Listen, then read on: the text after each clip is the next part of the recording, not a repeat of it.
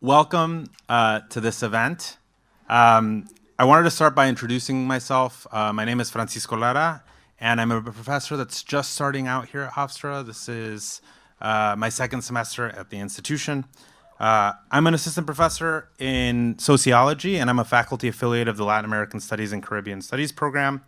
As many of you know, and well, at least my classes will know, and those of you who have had my classes will know, I'm a sociologist whose primary area of study is immigration and cities, with a particular focus on the Mexican experience in the United States. And so because of that, it is my distinct pleasure to welcome Professor Robert Smith here to Hofstra. But before I tell you a little bit about who Professor Smith is, I would be remiss not to take this opportunity to thank just a few people. I want to thank Athleen Collins, Carol Mallison, and Janine Rinaldi, and everybody else at the Hofstra Cultural Center for providing the funding that made this talk possible, and the broader Civil Rights Day that we have been participating in today, which I've seen many of you come to the events and have just been a phenomenal set of programs so far. So why don't we take a second to thank the Hofstra Cultural Center for all the work they've been doing for us today. Second, I want to mention the two other co-sponsors of the event, which is the Latin American Studies and Caribbean program and the Department of Sociology for their additional financial and logistical support.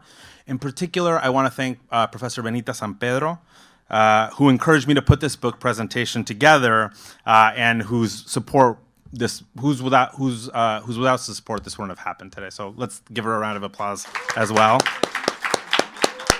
And finally, I want to thank our distinguished speaker, Professor Smith, who's over here, for taking time out of his busy schedule to come talk to our students here in Long Island, which is very much a site of struggle and contestation for immigration issues.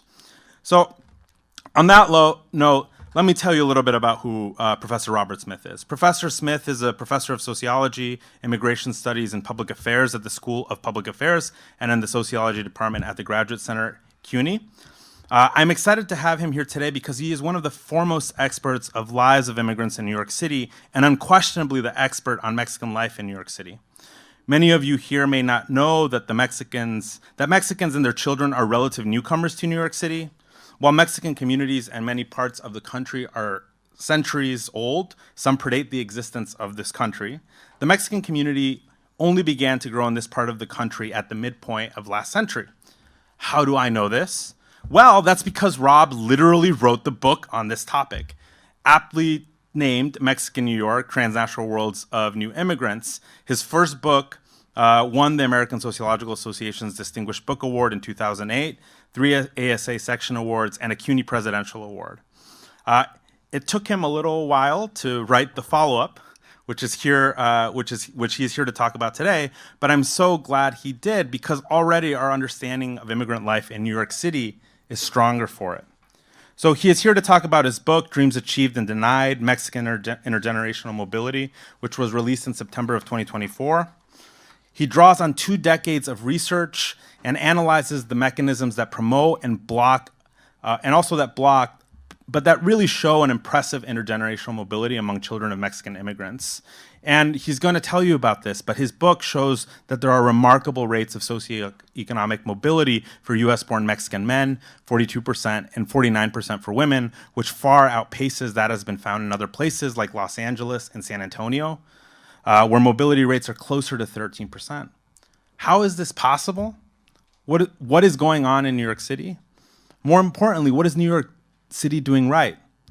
And these are the questions that Rob really sets out to answer, is going to tell us about today. And in these days where it's hard to find any good news related to immigrants and immigration, Professor Smith's book is a reminder that there are things that we can do right now to ensure that the children of immigrants do not fall into cycles of despair and perennial poverty. And amazingly, that we are not going to have to go too far away to see this happening in action. And in fact, some of you in this audience may have already been beneficiaries of these policies and supports without being aware of it. I have lots more to say about the book. It is really a fabulous book. I want to also point out that there are books for purchases in the back, so if you feel so compelled, you should buy some at the end of the lecture. But I'm not, you didn't come here to hear me talk about the book. I'm going to have Rob do that. But I do want to say one more thing about Professor Smith, which is that he's also a model for how public-facing sociology can be a force for good in the world. Besides his intellectual work and commitment to asking hard, important questions in sociology and immigration, he is also a tireless advocate for the rights of immigrants in the city, helping immigrants apply for legalization, DACA, fighting deportations, promoting education, and even founding nonprofits. He is the founding lead faculty for the School of Public Affairs Mexican Consulate Leadership Program, and he is also a co-founder of MASA, a 25-year-old nonprofit in New York that promotes educational achievement and committed leadership with Mexican immigrants and their children. He first authored a Supreme Court brief defending DACA in 2019-20. He served as an expert witness in a $20 million settlement for Wells Fargo for DACA recipient plaintiffs, and he's also participated in a Voting Rights Act case fighting discrimination against Hispanic voters. So because of all of these things, he has been recognized in sociology for these efforts. He served as the ESS president, the Eastern Sociological Society, and last year he received the American Sociological Association for Distinguished Career Award for the practice of sociology. In short, we are fortunate to have him here at Hofstra, so please help me in welcoming Professor Robert Smith to give us a talk.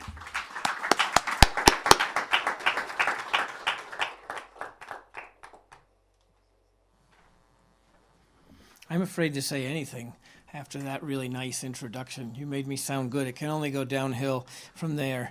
I want to go to slide 3. Thank you to Paco Francisco, to the Latin American Center, to Benita, Atheline, Carol, and the Hofstra Cultural Center for the invitation. Thank you so much. It's such a pleasure to be here. I also want to send a shout out to the sociology department. You guys made a great hire over here, so I'm going to applaud the smart people on the admissions committee in sociology. 2 thumbs up. You made a really good investment over here, so keep up the good work. Okay, back to my talk. So this is not set up for someone who walks when he talks. Right, it's set up for a station. That was supposed to be funny. Thank you for the laugh in the front. I really appreciate that. Anyway, so I am going to go over here because I like to move a little bit. So, you can't hear me unless I bring my microphone. I have this one. I can do the. What do you think, sir? I can do that kind of a thing too. All right, so this is the front cover of the book I spent way too many years working on, Dreams Achieved and Denied, Mexican Intergenerational Mobility. And the key puzzle that the book starts with, even though this only came out at the end, was that in every study for the last 40 plus years, in every other place in the country, U.S.-born second generation, right? Children of Mexican immigrants who are U.S.-born have a 13 to 14% college graduation rate. In my study, it's 47% or something like that. And in the census, it's 42% of men and 49% of women who are U.S.-born in New York City have graduated college. That's 3 to 3.5 times higher. Something good is happening in New York City and New York State. What is it? All right, that looks like the same thing. The thing that's important about this is that this is the original watercolor for the book cover, and it was created by an artist who's in her 30s now, but who I met this big because she was the youngest daughter of one of my first good friends in the villages I studied in Mexico. So this shows you how long I had dark brown long hair when I started this project. And I had a baby the size of Paco's baby. Now I have a 27 and a 24-year-old. But I thought this was just such a cool closing of the loop here, right? It's such a great picture that she did. So anyway, all right, now we're thanking. Okay, so there are prizes for the worst slides in American academia. I'm always a competitor for that prize every single year. I put the table of contents up because every day I wake up and say to my wife, I don't have to work on that book anymore, right? And I'm so happy. It's like when we moved out of New York City and we had a parking lot and we had a driveway, I say, look, honey, I got a spot right in front of the building again, right? So this chapter gives you an idea, and you don't have this table of contents gives you an idea. The chapters in italics are the ones that we're going to talk about. And if I see interest waning, I'll zip through that chapter and move to the next chapter. But it's a fairly wide range of topics. So the book has one central argument about integration, and then each chapter engages a different theoretical conversation, right? So the second generation one is about the impacts of legal status. There's a chapter on mentors that deals with the mentoring literature, DACA, etc.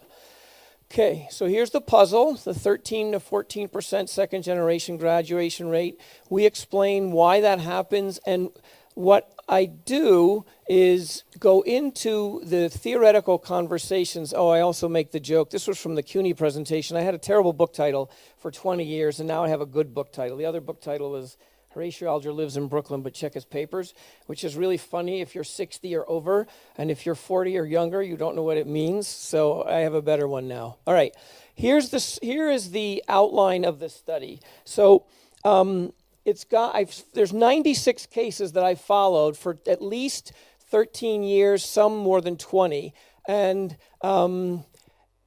the cases are mostly thick cases. And when I say I followed them, and when I say it's a thick case, what I mean is this. I mean, if it's a thick case, I interviewed you at time 1 when you were age 19 average, time 2 when you were 28, and time 3 when you were 33. And when I say interview you, some of the interviews were 4 or 5 hours long, right? And so every single person has a 6 to 20 page single space case narrative written just about them. In addition, and there's only one person in the entire book that's a one-off interview for me. One of my research assistants had interviewed him at time 1. I interviewed him at time 2. So I did a lot of ethnographic research, and I did a lot of triangulation. And what that means is that if I interviewed you, I probably also hung out with you and interviewed your friends. I may have interviewed your mom or your sister. Some people I followed them in school and interviewed their teachers. Some people I saw them back in Mexico. So this was a fairly, very long-term immersed project. I also analyzed all that ethnographic data using both intra and cross-case process tracing, which we can professors will understand what I mean, and statistical and set theoretical analysis. The main thing I'm doing here is analyzing what are the processes or conditions that promoted mobility and what are the ones that inhibited mobility. Legal status is the single biggest factor inhibiting mobility. We are going to focus on that, but not exclusively. Okay. And I'm using something that Robert Merton had 3 conditions to establish a strategic case. One of them is you have to establish the phenomenon. You actually have to show empirically that the thing you're talking about exists, right? My first book was about transnational communities. So I spent a lot of time just describing how a transnational community functioned. The second is to specify ignorance, which means to show what prior theory, what questions and answers they've asked, and what new questions can I ask with the new data. And one of the things that's interesting about this project is new things emerged while I was doing the research. For example, in all of North American academia for the last 150 years, if you are integrating into inner city black culture, most scholars think you're downwardly mobile because they think there's something wrong with inner city black culture. For my students who were Mexican, integrating into inner city black culture meant going into the calculus classes with the smart black girls.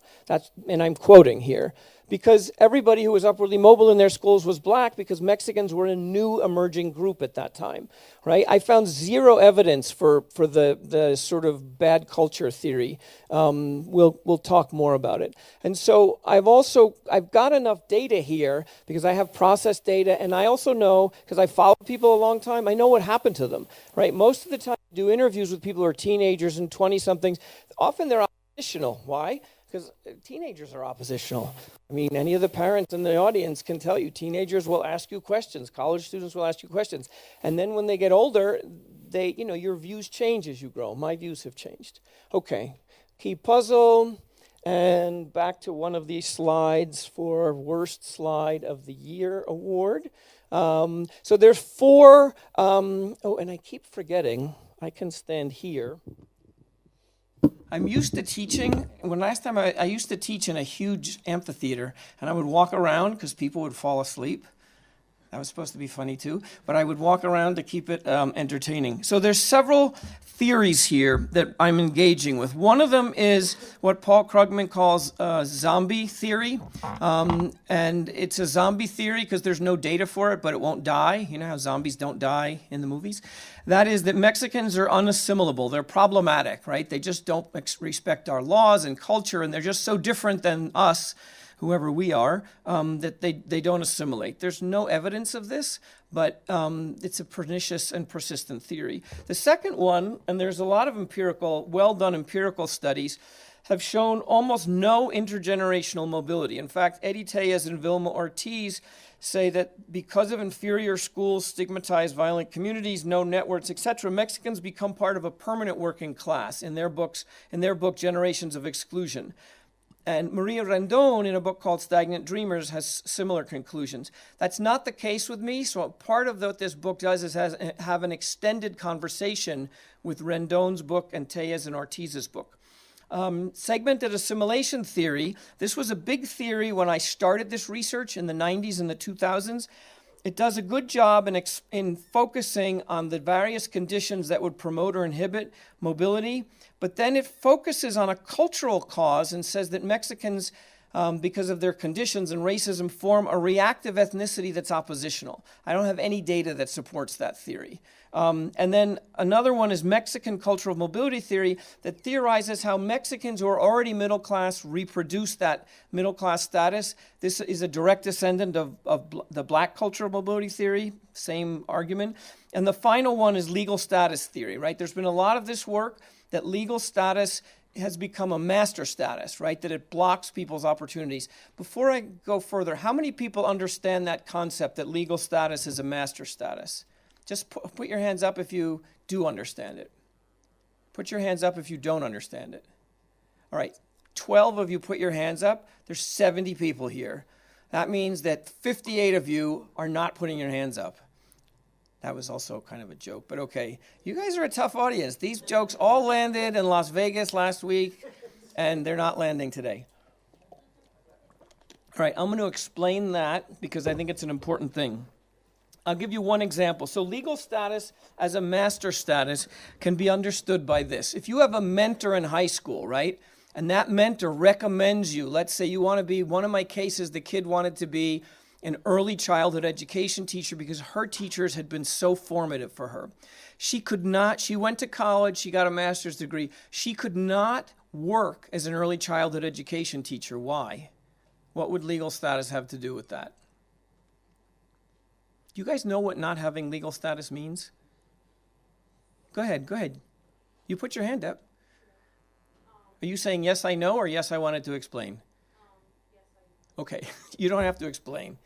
It's fine, but thank you for putting your hand up. I appreciate that. Lacking legal status means you're undocumented, meaning that you came in without a visa and you still don't have a visa, right? And there's an idea in the country that people who are undocumented just don't want to follow our laws and that they're just too lazy, right? Even in the debate for the green light law in New York State, the guy who was supporting it, the state senator, was saying, well, you know, they can't do it, whatever. He didn't understand the fact that for almost everybody, there's no way to actually legalize your status once you're here, right? And there's no way for you to get status before you come.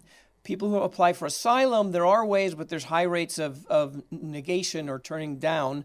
But when I was finishing the drafting on one of the chapters in 2018, the visas that have been approved in 1998 were finally being validated, right? So there's a 20-year wait for one of the visa categories. So if you're a mom, right, and you try to apply, you have to wait for your kid to be 18 years old, right? And then it would be a 10 or 15 years. So your kid would be 35 by the time you got to see them again, which is a very bad bargain for everybody. That's what legal status means. So for example, if you have the reason this kid couldn't go be an early childhood educator is first, she couldn't get an internship because if you're going to work in public schools, you need to be fingerprinted.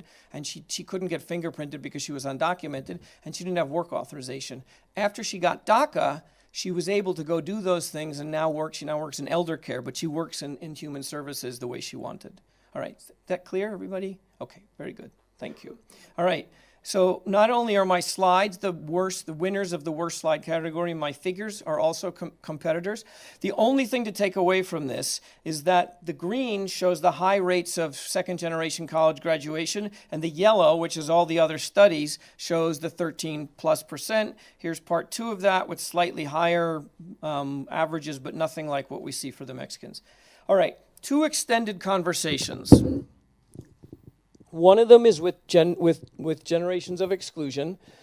That's Eddie Tejas and Vilma Ortiz's book. Now, their book is a great comparison to mine because their parents had 7.4 years of schooling, and then in the second generation, they went up to 13 years. But they only had 13 to 14% education. By the fourth generation, there were 6% college graduation, right? And in mine, there's 7 years of education. There's an average of 14 for the second generation, but much higher rates of college graduation. So what are things that do not explain why Mexicans have a higher rate of college graduation? The usual suspects in studies of, in sociology, economics, etc. The first thing is parental education, right? If your parents have more education, you get more education. That's not the case here. Second, Mexican culture is often used to explain things, but how can culture explain differences between Mexicans when, if everyone's Mexican, culture doesn't explain anything, at least not national culture. Family structure, usually people say family structure is the thing. Nope. Over 90% of the people live with their immediate families, and 98% of the second-gen people are partnered with a Mexican or Mexican-American. Legal status does explain a lot, but there's a huge variation within the 65% of the sample that's U.S. born.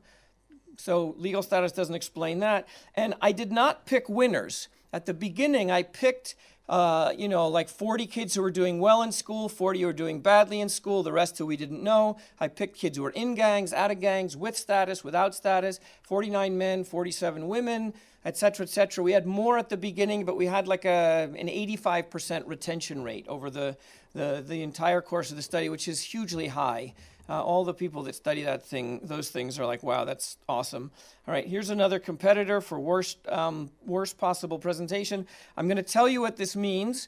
So in Rendon's book, Stagnant Dreamers, which is done at almost exactly the same time as mine, my time too, which is around 2008, 2012. So and with the same type of people in Los Angeles. So it's a very good comparison, same methods and everything. Almost nobody has any mobility, particularly economic in her study. Actually, I should point. Almost nobody has mobility in her study. So Donna explained to me all the stuff I seem to be there's only 2 things I can mess up, and I seem to be messing up at least one of them. Nobody has mobility. In my study, they do. There's almost no mentoring, only 1 out of 43. Almost half have mentoring. Rendon's book talks about violent neighborhoods and no networks out. My people told me about violence, but mostly it was managed. Here, you moved out of your brown neighborhood into a white world where discrimination blocks you. In New York, in the renderings of my people in my study, they didn't move into a brown-white world. They moved into a black-brown-white world, or in some cases, just a black-brown world. Right? There's upward mobility in this study with people who have no white friends and some of them have said, you're the only white friend I have to me. Right? So, and it shouldn't be surprised. If you go to a public school in New York, it's very segregated. And if you go to different CUNYs, it's almost all black and brown people. And then if you live like in Crown Heights, you're mainly going to be, if you work in a nonprofit, it's going to be serving black and brown people. Right? So this idea that if you are in a black and brown world, it must be bad, it's a relic of old ways of looking at things and old data, and I don't know, it's like Mad Men or something. It's something from the old days. So one of the key differences between my subjects and Rendon's is that her people cannot get out of their neighborhood to get other opportunities, and my people were able to get out of the neighborhood both by to the subway, to internships or jobs, and also they could go to different high schools. And decoupling your local high school, the geography of your high school from the opportunities, was an important strategy that people used. Another thing is that in Rendon's book, The Immigrant Family Bargain, and a lot of you, Paco told me, are children of immigrants, right? I hope this resonates with you. kids keep the immigrant bargain with their parents by being a good person, studying hard, graduating college, helping their younger sisters, maybe helping economically, right? And so that's how you keep the immigrant bargain, and that's how you redeem the sacrifice your parents made by coming here, right, and giving up their old lives. And it creates a lot of honor and happiness within the family when people do this. Now, there's family bargains in all families, but it's a particularly weighty bargain in immigrant families because the parents really have, like, they've left and they're not going back, right? So, So with Rendon, there's the immigrant family bargain only prevents downward mobility. So if someone can't get a job, they get a job with their Uncle Frank in a restaurant, so you have a job. But in my study, intra-family bargain mechanisms promoted a tremendous amount of upward mobility. And we'll come back to that. And then in Rendon's book, there's almost no black-brown interaction, even though it's a black-brown neighborhood. And in mine, black friends and black association with black institutions was strongly correlated with upward mobility. All right. There's two sets of factors that promoted mobility that I'm going to talk about here. One, and I'll talk about these quickly so we can get into the chapters. One is New York City and New York State have much more pro-mobility politics, pro-immigrant mobility contexts and policies. Mayor Giuliani sued the federal government several times to defend undocumented immigrants.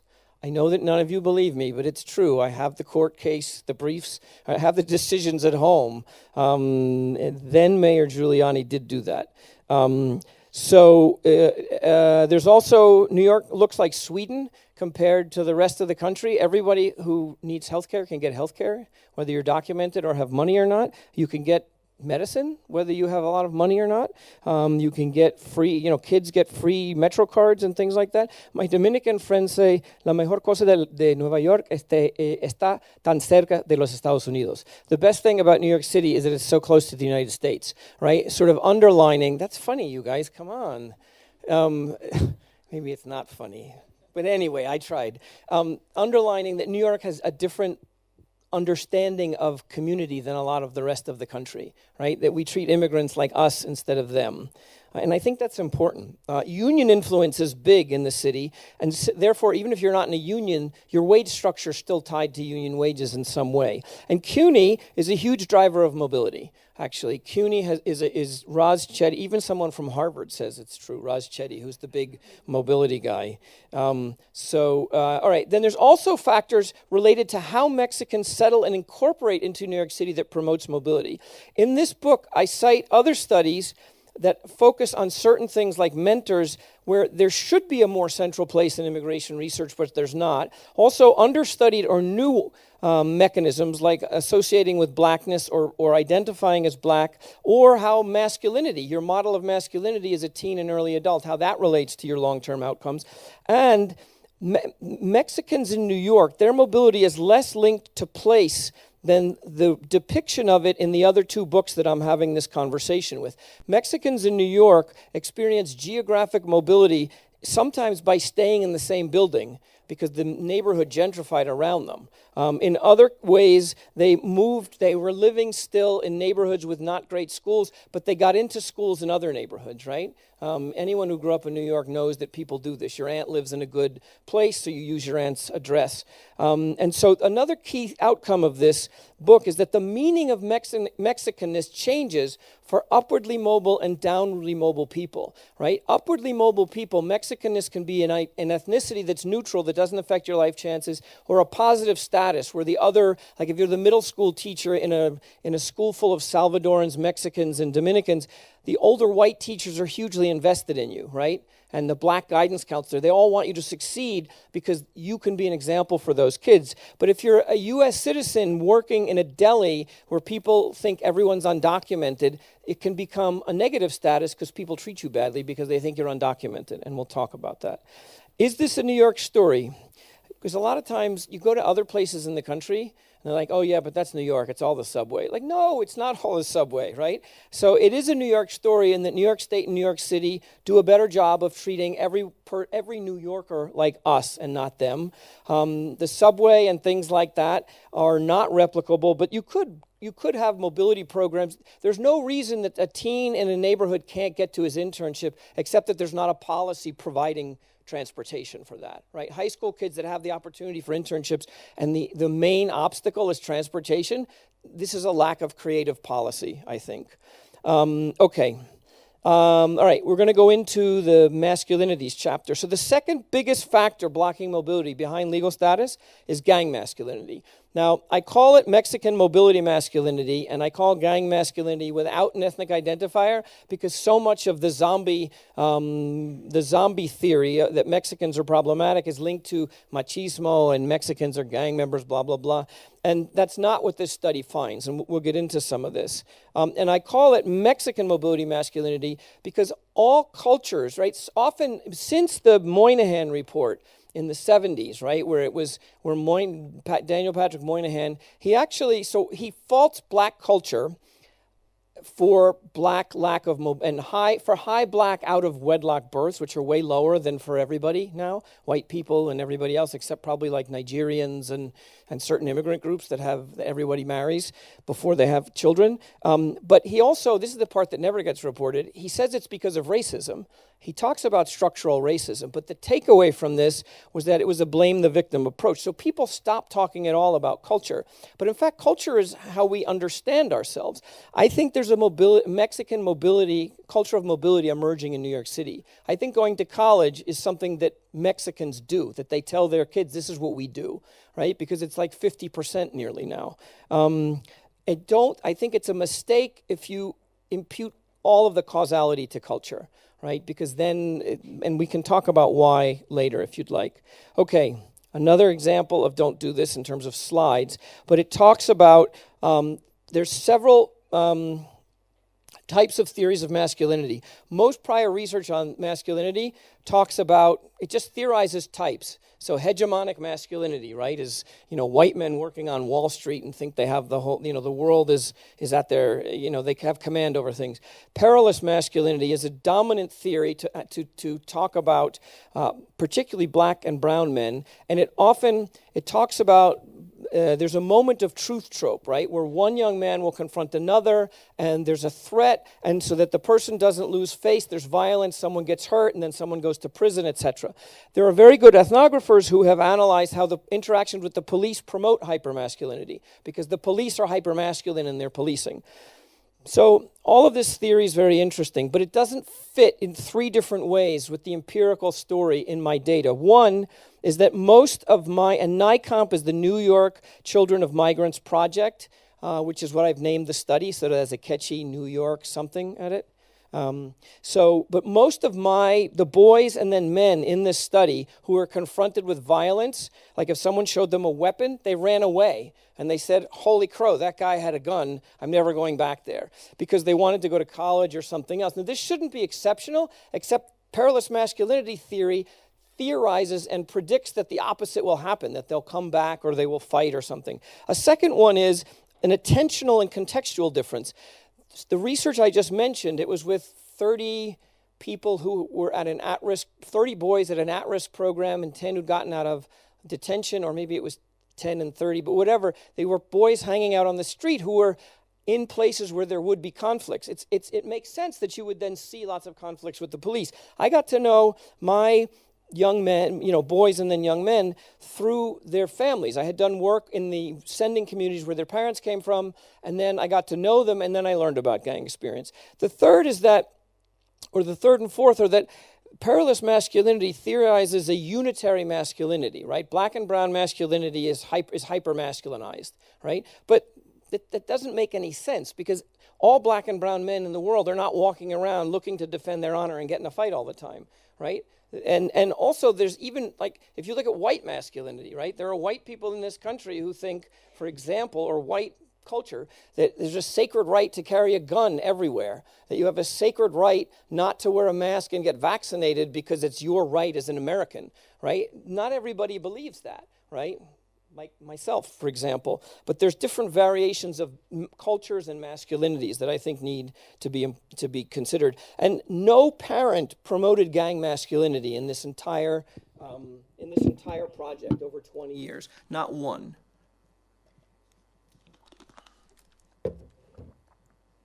Okay, more interesting now. We're going to get into anchor cases. This is Xavier. He starts out as an undocumented student. He goes to what he calls Jungle High in a bad neighborhood. He was an honor student in junior high, but he always looks down when someone challenges him. Do you guys know what looking down means? If you get a hard look, right? Some of you guys were at lunch. We talked about this. So this was a recurrent feature over the entire 20 years of the study. If someone steps up to you, right, they get in your way, they say, "Con quien andas?" Who are you with? Or if they're giving you a hard look, if you look hard back, you're escalating, and it could turn into a fight because the other person in the accounts I've been given they're gang members. They're trying to see if you're also a gang member, and do they need to step up with you, right? If you look down or you say, "I'm nothing," or "I'm nobody," or whatever, then they probably will give you a pass because you're not a gang, you're not in the life, right? And he always looked down because he was undocumented, and undocumented people never know what's going to cause them to get arrested and brought to ICE, right? If you don't pay a parking ticket, people hire lawyers to do parking tickets. They pay thousands of dollars because they're terrified they'll never get to see their kids if they don't get the tickets taken care of. So he always looks down. He can't work because he's undocumented, so he becomes a super volunteer. And because he's a super volunteer and a really good student, all of the dedicated teachers in his terrible school help him get into a really good college and get a scholarship. They create a scholarship for him at a competitive college because he's such a good candidate. Federico is the opposite. He's a U.S. citizen. He lives in a safer neighborhood, goes to a much stronger high school. He was an honors student, but he always looks back, and he ends up cutting school, and he always steps up to somebody. When I went to ask Federico's mother if I could follow him in school, she said, "Please follow him every day." Because if I followed him every day, she thought he wouldn't cut. But even that, he still cut on days when I had schlepped all the way out to his school to follow him, right? What he did was he wanted to get people to be afraid of him and give him respect, get more girls, all that stuff. But he realized in retrospect that this had derailed him. He started cutting school. He started stepping up to people. He was robbing kids. And he ended up drinking too much with these guys. And he ended up never graduating high school. And he had a pattern then of getting into conflicts. He's had 50 jobs by the time he was 30, right? Because he'd be on a job for 6 months, and then he'd get in a conflict with someone, and boom, he'd move off. So in any case, I traced through their biographies how Xavier ends up becoming this super volunteer, going to this competitive college, going to graduate school, then gets DACA, then marries his girlfriend, who had wanted to marry him all along, but he didn't want to marry her until he had DACA. Anyone know why? He didn't want people to say he had married her because of the green card, even though they'd been living together. And she was like, "Let's just get married. Let's just get married." Like I said that to him once when she was there, "You guys should get married." And she's like, "Yeah, even Rob says we should get married. We should get married." That was funny too, guys. Come on. Anyway, so this is the process tracing that I talked about before, right? How the different versions of masculinity, different models, led to different outcomes. Okay. This is one of the types. This is mainly for the grad student types. I did time use charts at time 1 and time 2 for all my major cases. Basically what it says is Xavier never hung out and always studied, and Federico always hung out and never studied. But one of the key things is that gang masculinity eats up so much of your time. Thursday, Friday, Saturday, Sunday, you got to hang out and defend your turf and your drinking, right? If you're not doing that, you can be studying, right? It's also practical. Okay, we did this. All right, here's how I use the statistical analysis. It's not fancy, but I coded all the cases myself, and you can see, right, gang members are much less likely to be in the top 2 outcome categories of college grads or high flyers. They get less education at time 2 when they're 28 and made less money. Then I excluded the undocumented cases from the analysis, and the difference in money and years of education and percentage all got worse. All right, we're going to go now to Chapter 2 on the intergenerational bequeathal of disadvantage. And this has to do with how legal status harms intra-family mobility and how having status helps it. So, and these are quotes from Carla and Simone, who came here as undocumented 6 or 7-year-old girls and did not get legal status until they were in high school, but they never worried about it because their parents had legalized through IRCA, through the 86 immigration law. So their papers were in tramites, their papers were in process. They knew they were going to get permanent legal status. The bottom quote is Eddie.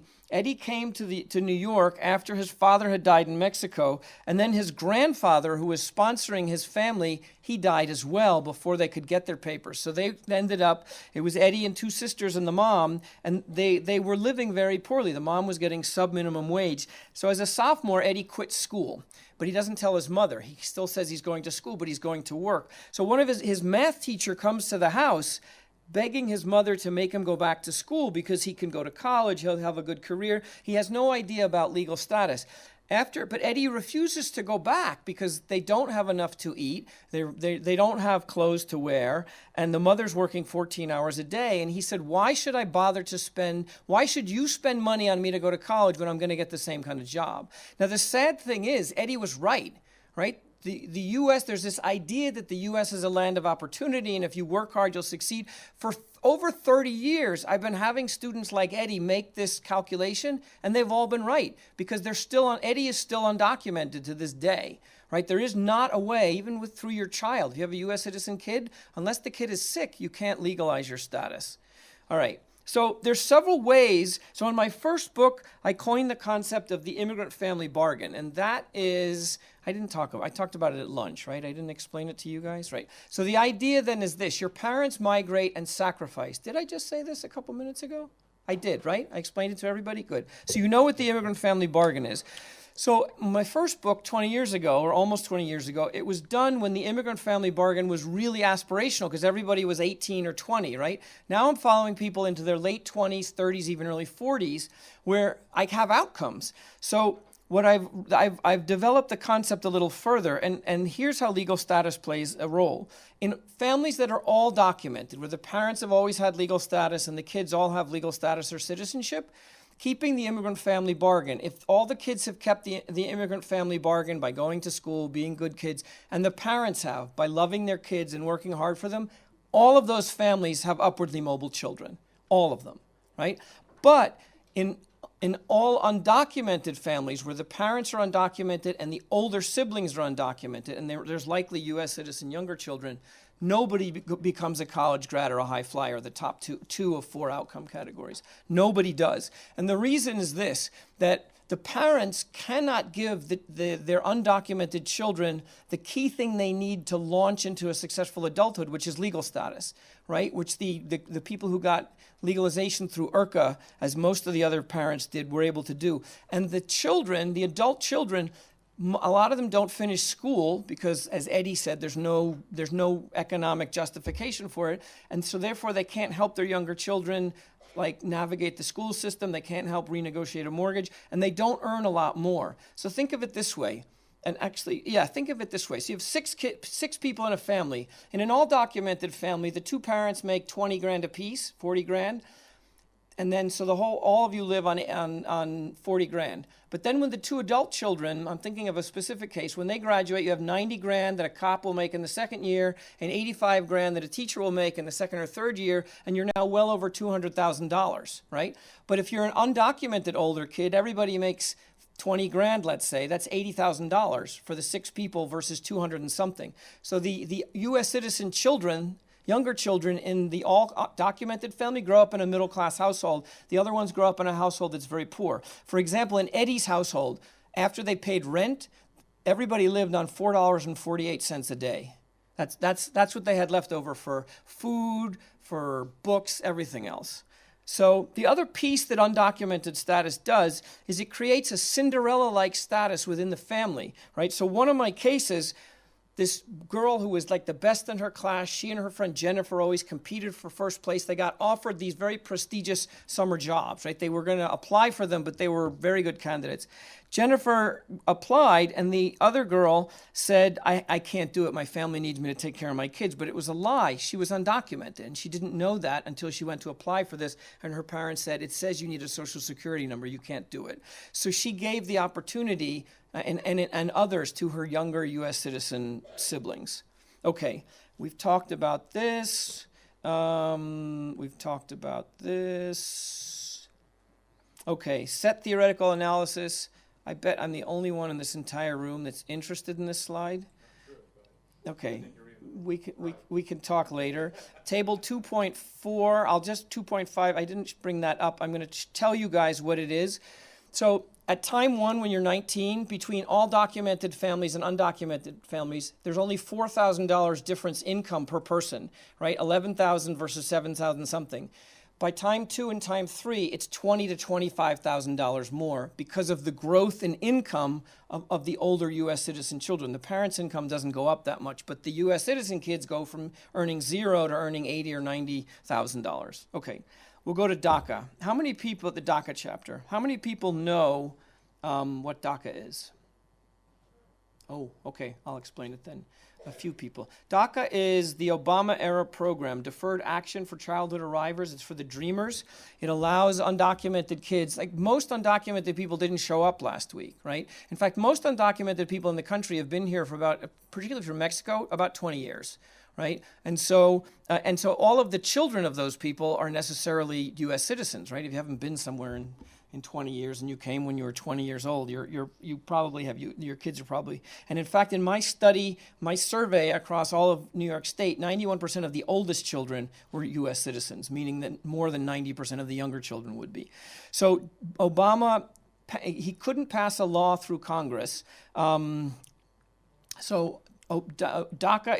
is prosecutorial discretion. The Justice Department says, we're not going to deport you now, and while we're waiting for legalization, we're going to give you a 2-year renewable work permit, we're going to give you a Social Security number, and we're going to give you protection against deportation. So DACA was created by executive order. In 2019 and 20, I wrote an amicus brief to the Supreme Court supporting DACA and defending it against the former President Trump and now current President Trump's attempt to end it.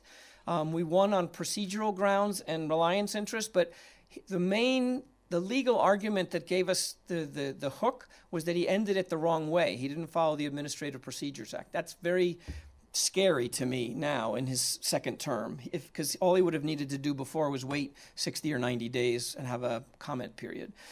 So there's a whole body of research that shows that how many people have heard the phrase learning to be illegal? Okay. If you were in sociology graduate school, everybody would know that. But I've been doing a lot of book talks. It's really kind of fun. But anyway, what that does, it's from a book by Roberto Gonzalez and other people, in which undocumented people learn that their legal status affects them. So for example, the woman I was talking about before, she and Jennifer were going to apply for this thing, and her parents said, you can't. She learned what it meant to lack status in that interaction. She was not equal to Jennifer, even though she and Jennifer were the two smartest girls in the class, because she could not take the job, right? The girl who I talked about before, who couldn't take the early adult mentorship program, she couldn't intern in a school because she didn't have a Social Security number. She learned what it meant to be undocumented that way. So this chapter that I wrote about has a case in it named Claudette, and she has a master's degree, or had, I think she finished her master's degree, because a lot of undocumented people kept working even after they graduated, or kept going to school because they couldn't get jobs commensurate with their education, right? So they would go get master's degrees, and they kept hoping there'd be legalization.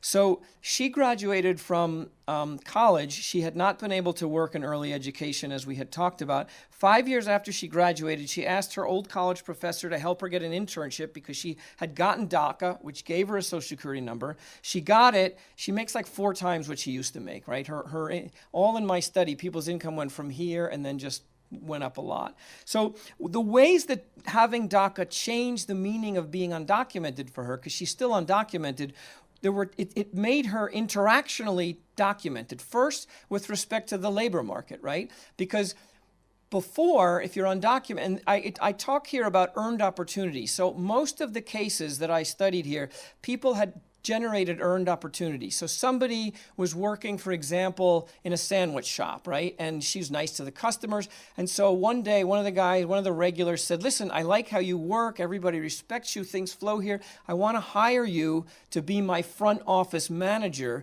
because you're really good with people and logistics. And it would have been a huge increase in pay. She had to tell him, I'm undocumented. And he said, oh, I'm so sorry. I can't offer you that. It was an earned opportunity, right? This guy had watched her for months and said she has great skills. She couldn't take that earned opportunity. When you get DACA, you can take the earned opportunity, right? So many of my academically high-achieving people in the study who got DACA, they got poached by somebody else, right? And one of the other things is that interactionally, like if you have a job, one of the ways that you get better jobs, like you go to professional meetings and stuff, and people will say like, hey, how mobile are you? Or, hey, you ever think about getting, if you work for corporation, low-paying corporation, right? Like, do you like working for low-paying corporation? We at high-paying corporation pay more, right? When you're undocumented, it's really hard for you to have those conversations because you can't get the job over there unless they're willing to hire you as a consultant, and you have to out yourself, right? So having DACA means you don't have to divulge your undocumented status until after the offer of job has been made. It's an HR issue. In a formal organization, only HR knows your personal information. So in fact, her immediate supervisor, when Claudette had to go down to see her sick grandmother, she didn't, and actually at one point her renewal for DACA lagged, right? This was another thing. During the prior administration, you could, 90 days ahead or something, you could resubmit, but sometimes they would take 6 months to renew your DACA. So you'd have 3 months where you weren't authorized to work. Her employer, or the institution she worked at, decided they really liked these workers, so they would put them on leave for 3 months until their DACA came back, right? So this also protected their identity. They didn't get outed as being undocumented. They were interactionally documented. She also got advanced parole to go see her abuelita, her grandma. And what that did was give her a legal re-entry so she can now get a visa. If she marries a boyfriend, for example, there's no bar to her getting legal status. And the final thing is, it makes you interactionally documented with other immigrants and Mexicans and everyone else. And what she said was, who goes to Mexico for 2 weeks and comes back? Only documented people, right? Undocumented people go for longer because it costs more to go. Okay, Chapter 8 on friendship strategies. So it's 20-4. Let me do this, because I don't want to eat the whole time up and then there's no questions. This is my favorite graph in the book. I'll tell you what this means and then we'll move on. Then we'll go to questions. All right. I know it makes no sense to anybody else, right? Oh, thank you. It makes no sense to anybody else, but I'll tell you what it means. All right. So see 0. If the type of friends you had at different times didn't matter, all the lines would be on 0. And this is time, and this is a really, I know, I'm geeky. That's why I became a professor, because it's a profession for geeks, right? It's it's like I'm with my people all the time. So, but this follows kids from their friendship group from junior high, the first 2 and second 2 years, second 2 years, all the way to early adulthood, right, to their late 20s. What this shows you, the single biggest, and see these little things, this means it's significant at the 0.001 level, which is very significant.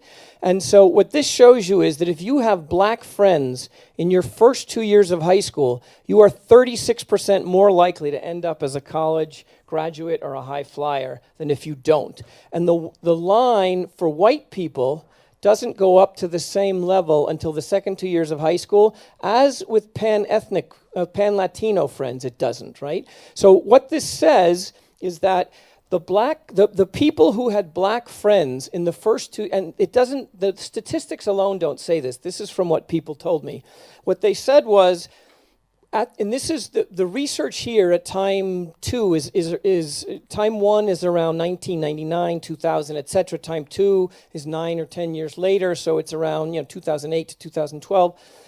At that point, there's not a lot of Mexicans in the public schools in New York, right? And three times more Mexican teens are, the Mexican teen population, there's 3 times more Mexican-born recent arrivals than there are US-born Mexican teens. Meaning, a lot of people who are Mexican were dropping out of school, right? Because if you show up when you're or 13 or 14-year-old and you don't speak English, it's really difficult, right? I mean, it's really hard. Middle school is hard for everybody, right? Imagine not speaking the language. So the people who had black friends were going into a friendship group in calculus, in advanced biology, in the classes that were academically rigorous, because that's where the smart kids were going. So the identification with blackness, and their families called them like Afro-Mex, and Shanae, remember the sort of, what was it, Martin Lawrence? He had that character. Their families used to tease them, but it was a very strong strategy. And so then with white students, the reason that this only goes up here at the end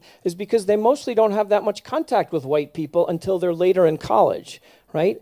And then here, this is the other biggest one. This is if you have Mexican friends at home and you go out with them on the weekend, and you only have Mexican friends in school, right? What this means is that you are like 26% less likely in your second 2 years of high school, if these are your only friends, to be in the high flyer and college grad category when you're 28 years old. The reason for this is because these were the gang-affiliated boys who had decided, like many of them had pan-ethnic friends throughout until high school, and then for protection, the Dominicans and Puerto Ricans, to some extent black gangs, but mostly Puerto Ricans, were picking on them, so they formed Mexican gangs. And this is, 25 years ago. So, but then as you can see, and so if you had Mexican cousins that you hung out with at home, and then you had non-Mexican and Mexican friends in school, you were slightly higher, right? And you can see all of them go nearly to zero by early adulthood, because which types of friends you have doesn't really have that much of an impact on where you end up then. So I'm going to stop here. This graph, I tried to explain it as best I could. I don't want to do another chapter because there's only a few minutes left for questions. So thank you very much for your attention.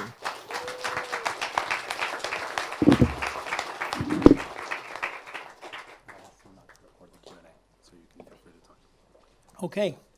Questions? Is this mic working? Yes, it is. Hi. Okay, so I'm Professor Eisenberg. For those of you I haven't met, it gives me great pleasure to introduce our speaker for this afternoon, Professor Jeannette Jones. And it's very exciting because I had Jeannette in my class 35 years ago, right? It's 35, right? When she was a freshman. And she was like a really quiet freshman. She wrote great essays, but she was really quiet and shy. And the last thing you would have anticipated is that she would have ended up a professor of history. But it was in fact evident that she was paying very close attention, way back in those days. And so it was very exciting to me to actually see Jeannette, 35 years later, at a conference of the Society of Historians of Foreign Relations, where she was one of the program chairs, and she was also speaking about her research. And of course, she had aged somewhat. Not that I haven't aged. I don't know what she thinks she's so whatever. But to see her as a serious professional person and a serious U.S. Africa historian was really great. And so I'm now using her as an inspiration because I have one group of freshmen that's very shy and very quiet. And I said, I tell them about Jeannette, and I said, you too could be one of those people 35 years later. I don't think the thing that it's going to take 35 years for that to happen is an inspiration for them. Anyway, this is the first time she's come back to Hofstra in many decades. And it's really a privilege to have her here, and I'm sure you'd rather hear her talk. So without any further ado, let me introduce Jeannette, and please welcome her back to her college, Jeannette Jones.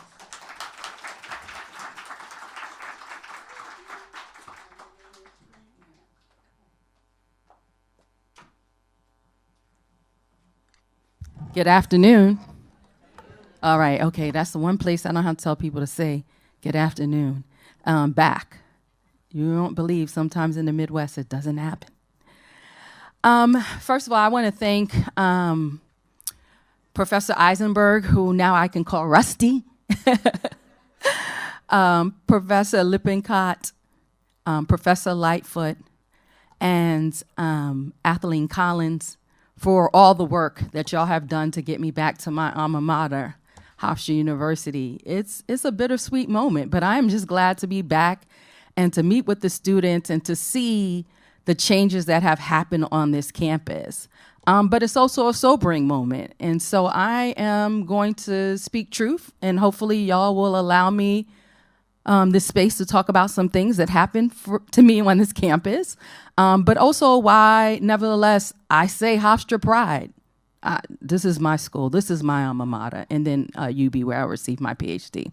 So currently, I am the Carl A. Happold Associate Professor of History and Ethnic Studies at the University of Nebraska-Lincoln, and I received my PhD from the University at Buffalo. I went there and I decided to major in, or to focus on, American history, with a specialization in African American history and studies, and with a minor fields in pre-colonial Africa. And once I finished that, a year later, my PhD, a year later, I joined the faculty at the University of Nebraska-Lincoln, go Huskers.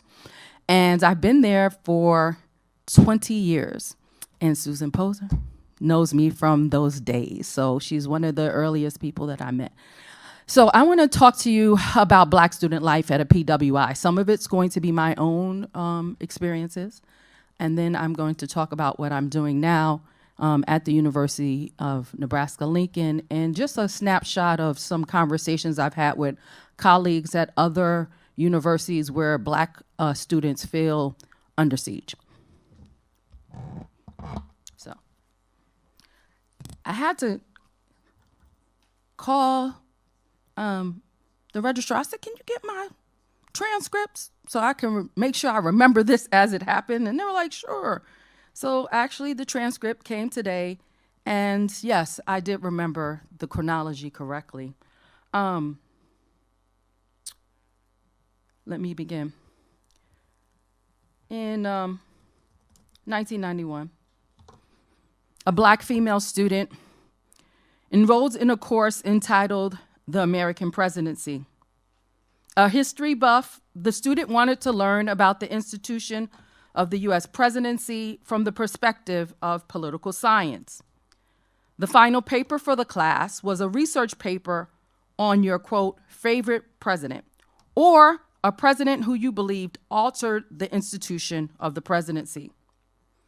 The student selected Abraham Lincoln, not because she lionized him as the great emancipator, but rather because through her historical studies, she understood how his conscription legislation, namely the Militia Act of 1862 and the Civil War Military Draft Act of 1863, expanded the powers of the president by enacting the first draft in the history of the United States. In addition, she understood that Lincoln's signing of the D.C. Compensated Emancipation Act of April 16, 1862, and the Emancipation Proclamation of 1863 allowed the president to deprive slave owners of their human property. In the case of the Washington, D.C. Compensated Emancipation Act, 3,100 enslaved men, women, and children were freed, and their owners received reparations. That is, they were compensated. In addition, free Blacks who wanted to emigrate out of the United States received financial assistance from the U.S. government for the first time, something that various groups have been lobbying for at least since 1821. President Lincoln could have vetoed the legislation coming out of Congress regarding the Emancipation Act, but his decision to sign the legislation signaled his willingness to free enslaved Blacks if it meant advancing the war effort in the favor of the Union. The student also pointed to the Emancipation Proclamation's authorization of the enlistment of Black men in the Army and Navy, as well as the emancipation of enslaved Blacks in the Confederacy as unique, unprecedented actions, noting, of course, that the border state slave owners still maintained their human property. To write this paper, the student met with her history professors, borrowing books from them. Then she went to this vaunted Axon Library across the hall to research secondary sources on the Civil War, Abraham Lincoln, African American wartime history, etc. For the buffs, E184.5 through E185.98 was my favorite shelves in the library. She looked for books that contain the speeches of Lincoln. And you have to remember, students, the internet was in its infancy, so I could not Google it. It's about me. I drafted the paper using quotes where necessary to highlight an author's particular argument about the Lincoln presidency. I wanted to improve my geography. Geography also, so I got some geographic books so I can understand the movement of the war. But I also wanted to improve my vocabulary, so I used my Roget's thesaurus. So when I proofread my paper, I could kind of not use certain nouns over and over again, adjectives over and over again, and of course, verbs. The point was to write a strong paper and sharpen the narrative. So I'm telling a story, it's analytical, but it's not redundant. So at the same time I was working on the paper, my play cousin, I told her I wouldn't say her name, Puerto Rican woman, was also writing her paper for the class. We were enrolled together. She chose to focus on LBJ and the Great Society, as well as the signing of the Civil Rights Act of 1964 and the Voting Rights Act of 1865. We met in Axon Library until it closed and they kicked us out, working and writing. We got our RD, who was a law student, to sneak us into the law library so we could work and use their books. We were both determined to get an A on our papers. We were both poli-sci majors. I was a double major in history. We wanted to show up and show out. And we turned in our polished papers with our fingers crossed. We're gonna get an A. We came to class one day. The teacher, he has long since passed away, but I don't even want to utter his name, returned the graded papers to the students in the class. However, I and my cousin did not receive our papers back. Something strange was happening. The professor, an elderly white man, called both of us into his office separately to discuss our papers. When I walked into the room, the professor gave what amounted to a pop vocabulary quiz. Jeannette, what does cataclysmic mean? I answer. Jeannette, what does this mean? What does this mean? What does that mean? About 10 words in, the professor ceased. Then he asked me, you attended high school in Brooklyn, right? Correct? I said, no, I did not. No, sir. I attended Freeport High School here in Long Island. My mom attended John Jay High School in Brooklyn. I was baffled. Then he asked me point blank, did you write this paper? I said, yes, sir. He said, oh, well, did you write, I won't say her name, my cousin's paper? I said, no, I did not. She wrote her own paper. I explained that we researched and went to the library, Axon together. We snuck into the law school to get other books, and that we would stay up and write our papers determined to get an A. Then he asked me where I got some of the books that I cited in the paper because they were not in the library. I said I went to several of my professors in the history department who loaned me their books. He said, okay, I will review your paper and get it back to you. I was dismissed. I walked out of the political science building, or the office where it's at, and I immediately broke into tears. I think I ran, probably walked fast to Hager Hall, to the history department. I saw the secretary. I said I needed to speak to the chair. I eventually explained to Rusty, Professor Eisenberg, sorry, y'all, to Joyce Tony, who's no longer here, what had happened. I also confided in other faculty members in philosophy, English, and anthropology. Kathleen Wallace, who is still here, Elliot Juris, Joseph McLaren, and Cheryl Maria. These professors went to bat for me. In addition to these faculty, I leaned on my peers, the members of the African People's Organization, now known as the Black Student Union, on whose executive board I served for 3 years. I also leaned on allied students in OLA, the Caribbean Student Association, and the Haitian Student Association, and I lodged a formal complaint against the professor. During the inquiry, I feared that I would fail the course and be expelled from Hofstra and would never go to law school. Eventually, the matter was resolved. I don't know what happened. I don't remember. I know probably you know what happened, right? I received a B- on the paper and a C in the course. I had to check. That's why I asked them to send me my thing, which destroyed my GPA. I promptly dropped my political science second major, relegating it to my second minor, along with philosophy.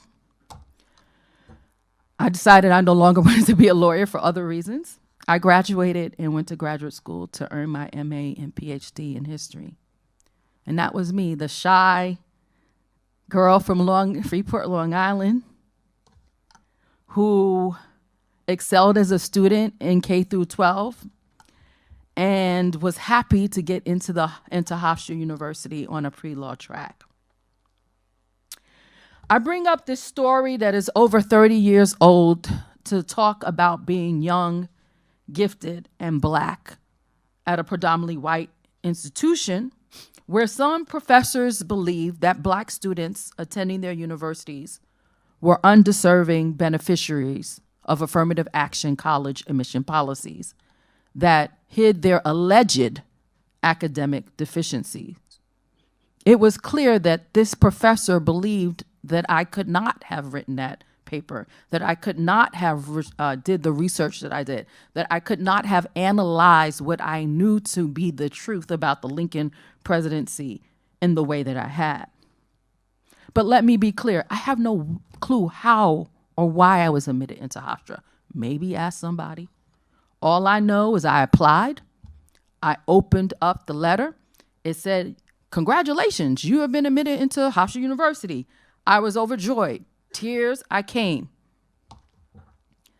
I never thought, oh, this is a pity handout. I assumed it was because of my grades and class standing. I was 26 in my graduating high school class of 500. But even if it was because of affirmative action, so what? Let me say that again. Even if it was because of affirmative action, so what? Affirmative action was meant to be remedial, to remedy past, ongoing, and present discriminatory policies and practices in all sectors of society, including higher education. Last semester, I taught a class, U.S. Law, Race, and Gender, in history, and I had one of my colleagues from the law school lead our discussion. We did a discussion of affirmative action. The students were surprised to learn it had to do with contracting. They're like, what are you talking about? It started in contracting. Later on, it was applied to higher education. It was about evening the playing field, about giving contracts, not particularly federal contracts, not discriminating against Black contractors, right? Then they learned, and can I say all of the other colleagues were white, so it was no race conspiracy. They learned that the most beneficiary group of affirmative action, not only in higher education, but in the corporate world, were white women. So they had these beliefs about affirmative action that were not tethered to reality. It was a wonderful webinar. It's up on our website. You can see it. U.S. Race and Law, the students are asking wonderful questions, right? Because they had been told something that was just frankly false. So leveling the academic access playing field was not a handout. Of course, always, though, lurking in the background when a black student crossed campus or excelled was the vile accusation that minority students, quote, didn't earn it, unquote. I thought that 32 years later, the nation would move past these assumptions. Not so. Supreme Court Justice Clarence Thomas internalized the negativity and ugly racial stereotypes conjured in the minds of some people antagonistic towards affirmative action. He has gone on the record multiple times, making clear that he resents how his ability to get a job or job opportunities was hampered by the affirmative action stigma.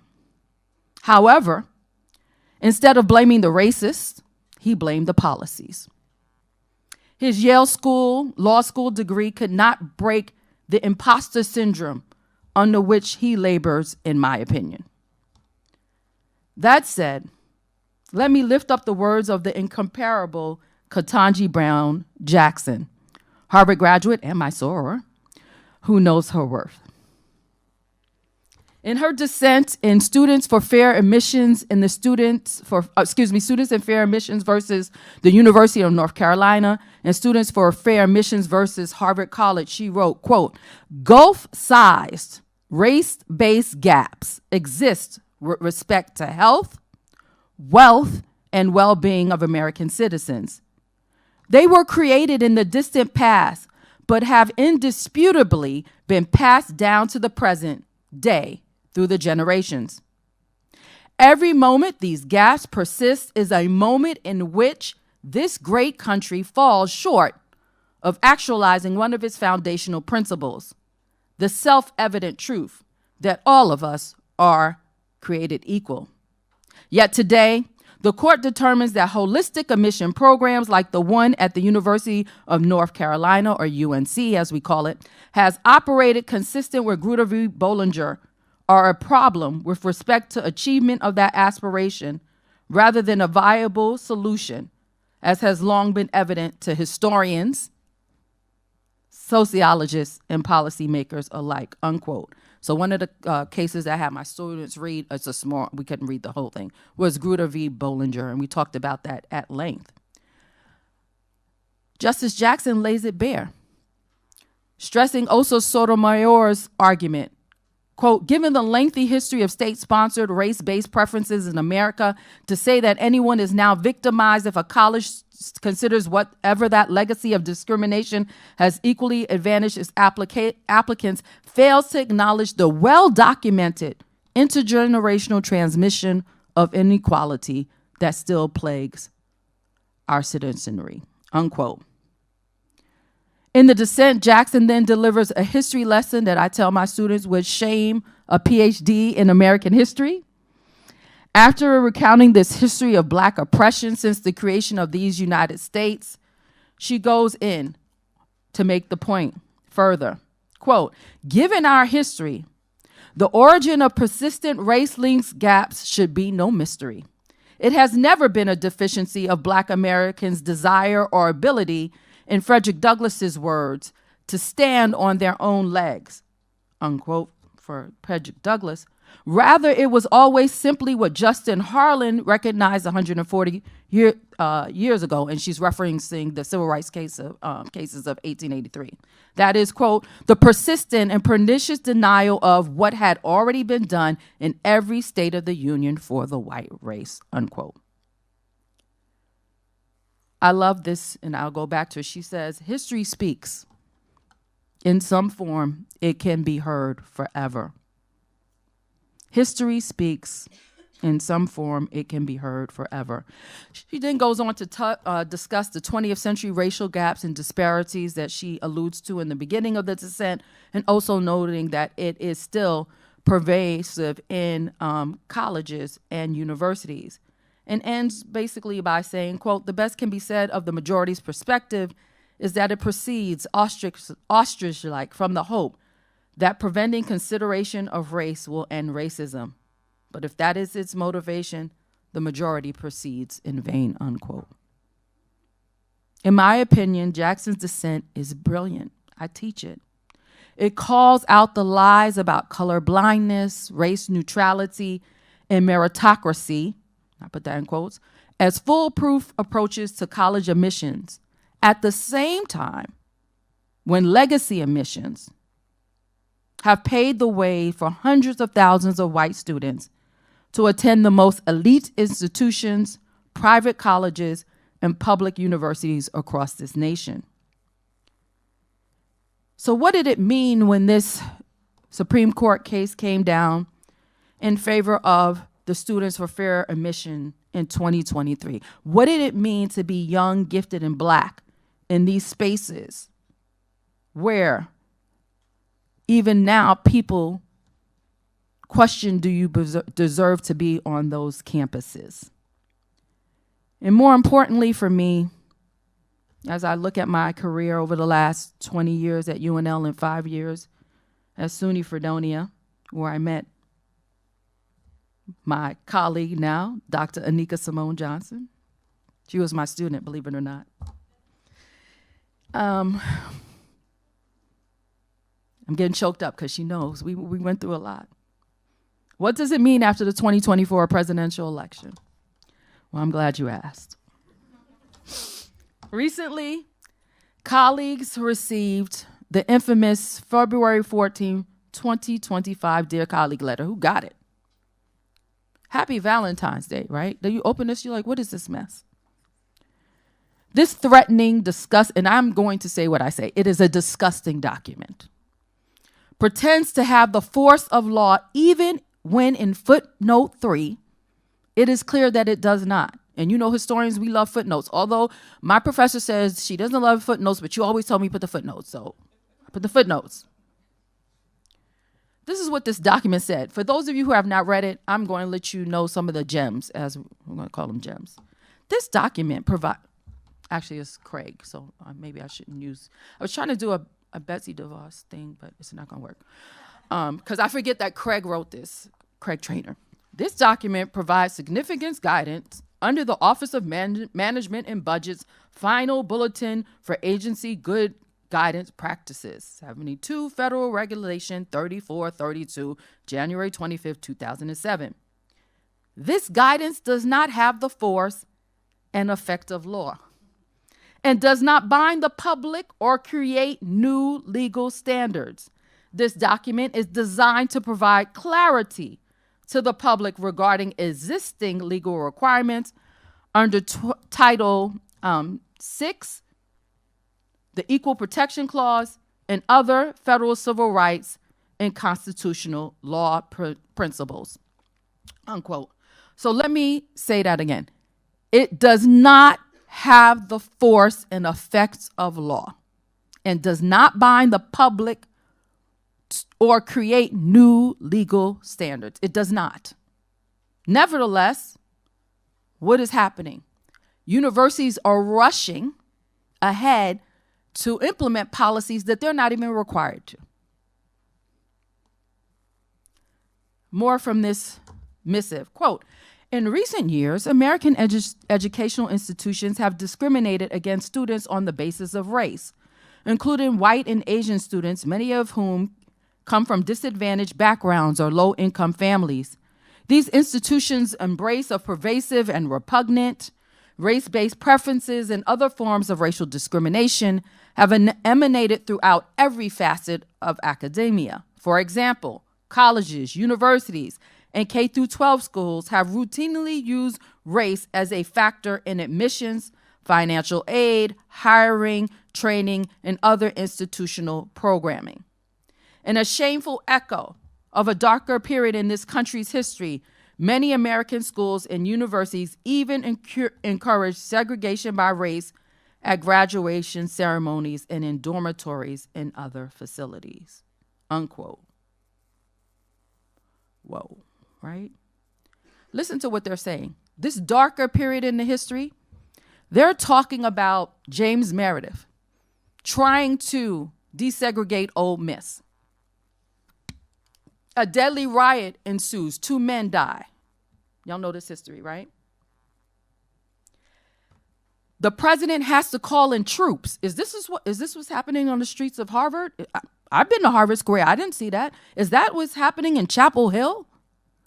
That the president is calling in troops? That the troops have to put down a riot? Are black parents coming up to the schools and threatening white students? It is repugnant. I'll use his own words against him. And it's an outright lie.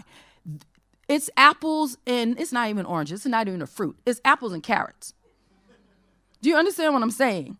And I was telling this to my students. I said that idea that the same thing that happened to Ruby Bridges, because they say K through 12, they don't exclude, is the same thing that's happening to white children that's going to K through 12 schools. That the same thing that happened to the Little Rock 9 is what's happening in 2024 or 2023. In this case, that was 2025 when they wrote the letter. None of that has happened. But you would believe by this letter that the same things that were happening to black people who wanted to go to predominantly white institutions, and be clear, sometimes because that's the only thing they could afford. So some of my students were like, well, did black people go to UNL? Yes, they were going to UNL in the 1800s because that's all they could afford. And the argument was, we pay our taxes. Unfortunately, those state schools in the South did not allow black people to come in. So think about the false equivalencies that this letter is trying to make. When you know these things happen, someone write to me, my email, jjones11 is, at unl.edu. But also, there's a lie also that's more insidious. Never did Harvard only let anyone in based on their race. Never did UNC. I know people who went to UNC. My cousin went to UNC. She's a track star. She got in because she was an athlete and she was a good student. Bright girl. I mean, we're grown people now, but at that time, bright. Never, but you would believe the only reason why Joy Reid, Ketanji Brown Jackson went to Harvard is because they were black. No, you had to have other things. If that's the case, anybody could go to any elite school. So it was a lie. It's predicated on a lie. And instead of us calling that out, we get crazy emails. Susan knows who I'm talking about, from our president at UNL telling us, oh, you need to do an audit. It's like a forensic audit of your class. What are you talking about? I'm not doing that. Because there's this idea that not only are the admissions discriminatory, what we're teaching in the class is this. Let's go on. Let me first talk about this. Although some programs this is a quote from Mr. Trainer, although some programs may appear neutral on their face, a closer look reveals that they are in fact motivated by racial considerations. And race-based decision-making, no matter the form, remains impermissible. For example, a school may not use a student's personal essays, writing samples, participation in extracurriculars, or other cues as means of determining or predicting a student's race or favoring or disfavoring such students. Relying on non-racial information as a proxy for race and making decisions based on that information violates the law. That is true whether the proxies are used to grant preferences on an individual basis or a systemic one. That had never happened. It would, for instance, be unlawful for an educational institution, listen to this, to eliminate standardized testing to achieve a desired racial balance or to increase racial diversity. There is no law that says that we have to take a GRE in graduate school, MCAT, LSAT, SAT, ACT. That is determined by the universities, but they're threatening. If you read that. It has no force of law, but you have individuals saying, oh, we can't get rid of the ACT scores. Why? If that's what you want to do, do it. It is not illegal, but they make it appear as all these things are illegal because it's trying to keep race balanced. But let me say something that I think is important. Let's break down the numbers. Do y'all know what percentage, what percentage of the United States is black or people who identify as African or African descent? Does anybody know? Like 13%, right? What percentage of Hofstra University is black? I want to know. Almost 9. So y'all are better than we are. We're barely 2. So if I'm keeping it 100. And when you ask for the breakdown, because we've asked, disaggregate the athletes, they won't give it to us. And the athletes are smart. It doesn't mean, but they don't want that to be part of the conversation, because they want the athletes that are black to be separate from the rest of the black students. So that it could be, you stigmatize the black students who are not athletes, but you say, oh, the athletes, they're great. They're going to win our, they're going to win our volleyball, whatever. And I love the athletes. This is not a problem. But I see the insidiousness of it. Do you understand what I'm saying? And so if we're 13%, if there was some kind of racial quota reckoning, every school would be 13% black. That is not happening unless you're at a HBCU. And then it's probably 95% black, if not 99.9% black, right? Because they do have people who are not black who go to HBCUs. People don't know that, but they do. So again, there's this lie that any kind of race consideration to make the school reflect American society is discriminatory. That has never happened at a PWI. And when you find it, you let me know, because it's never happened. So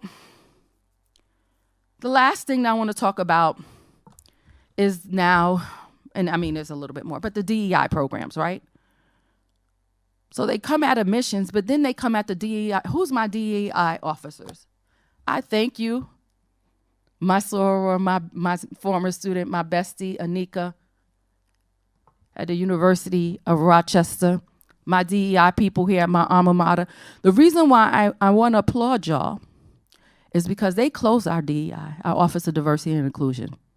First, we got a notice saying they were going to cut it for $800,000.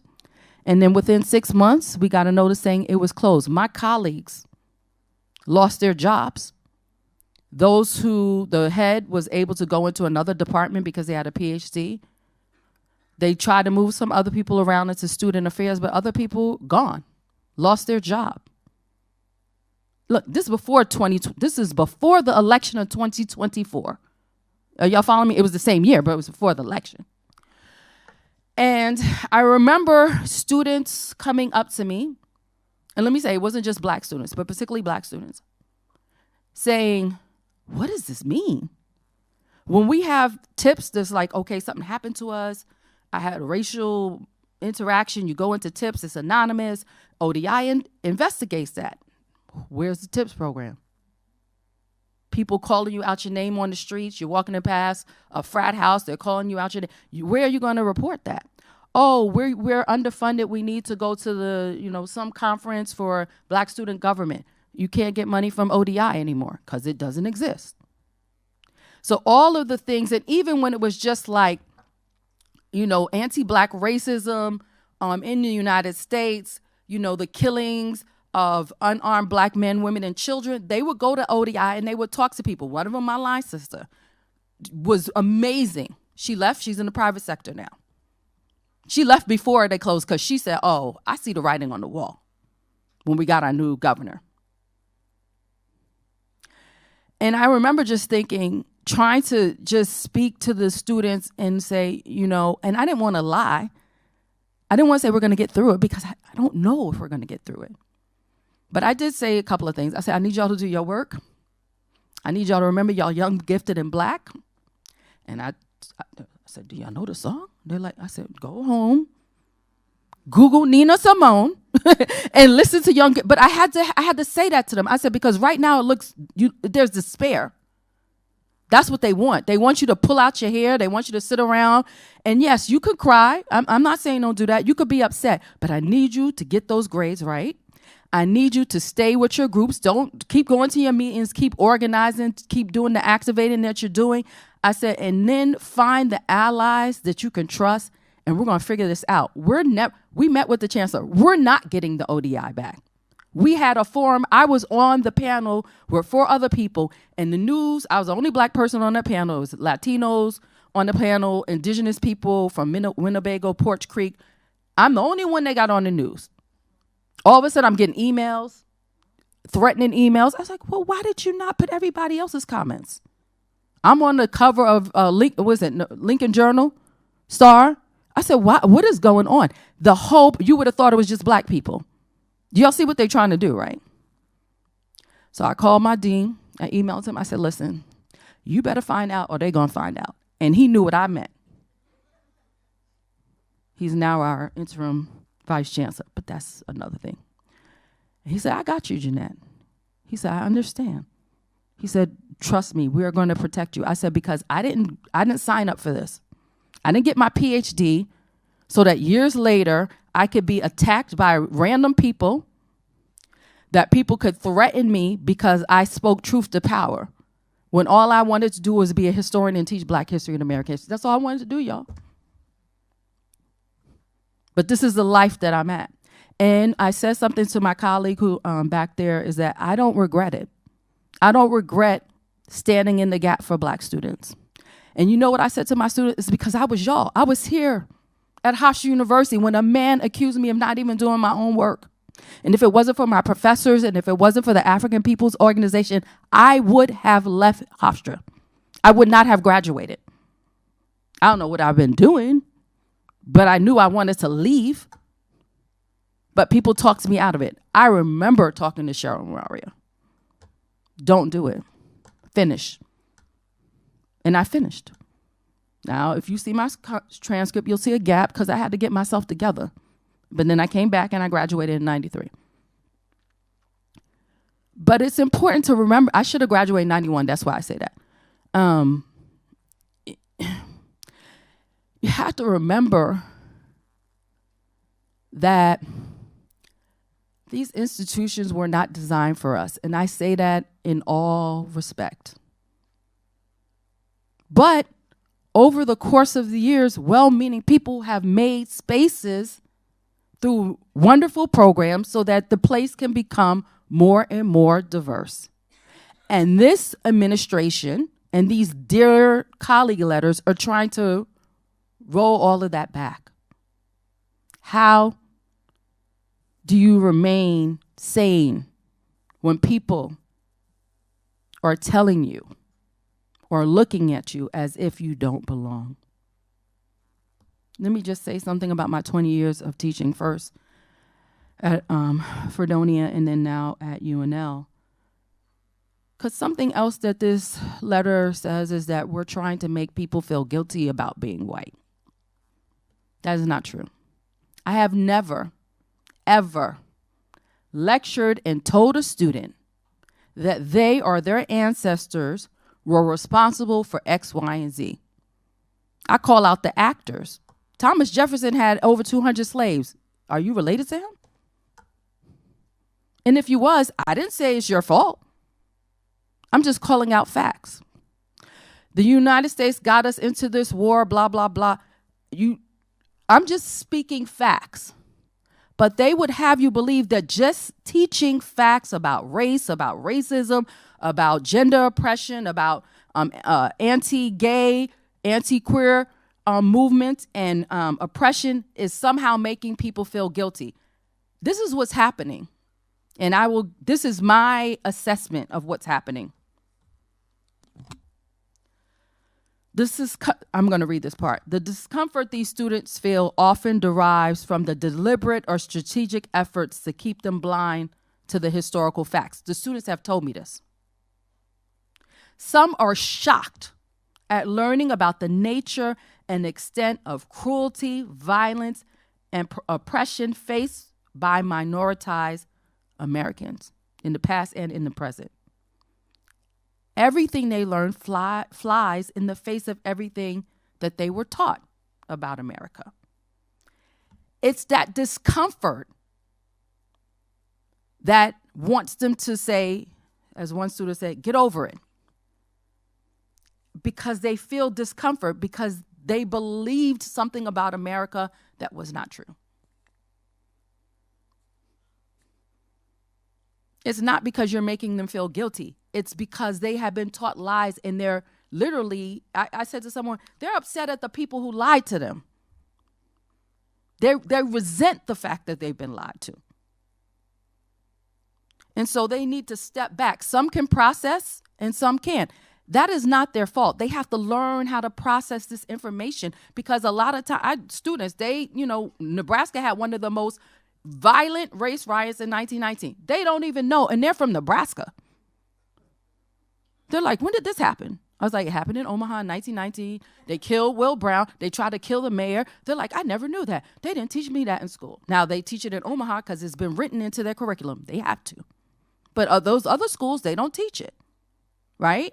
So think about how you come to school and you're like, I never learned this. I thought this was the good life in Nebraska, as we call it. I thought, we all came and we're homesteaders. No. They learn. And it's that discomfort that they're trying to reckon with. So rather than try to censor history, help them work through it. And that's not what this letter is saying. It's saying stop teaching it.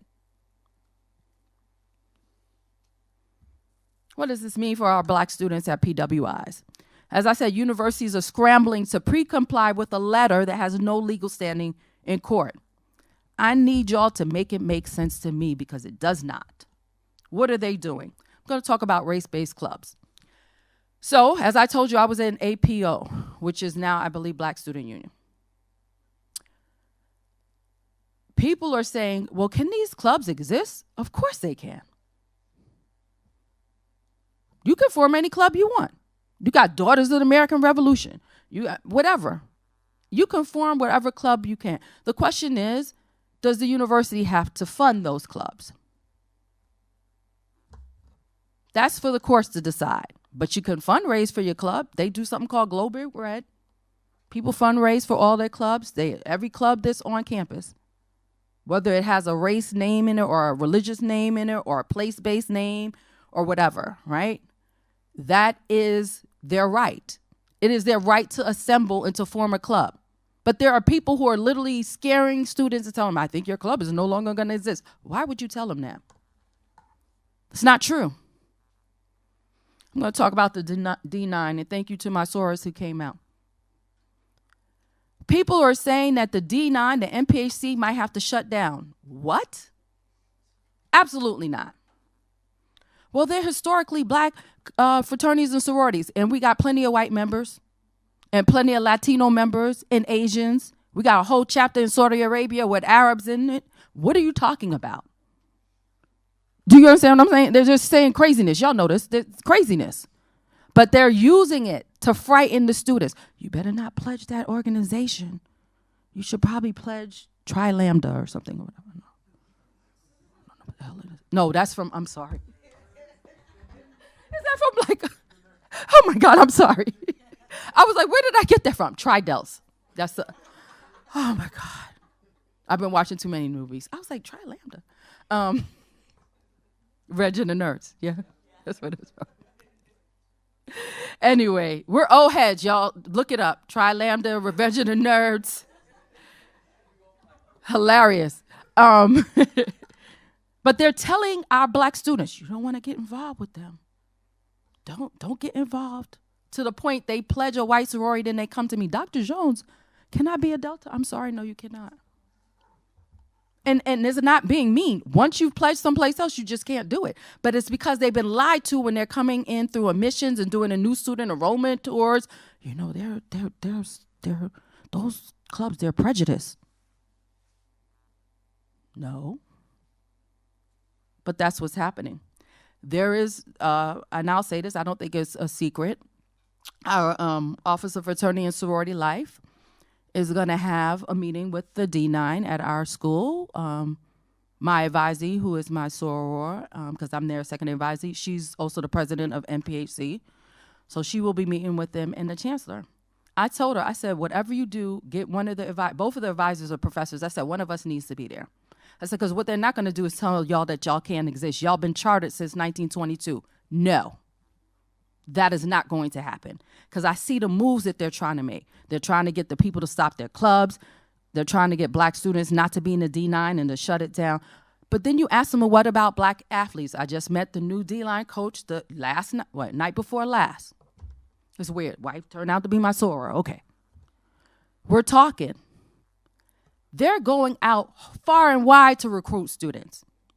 My other sorority sister's son, he came there from Texas. I feel bad. She met with us. She was like, oh, we talked. I called my other sorors. They came. We were like, we got him. We'll take care of him. Nothing's going to happen to him. Then she calls me. She's like, what the hell is going on?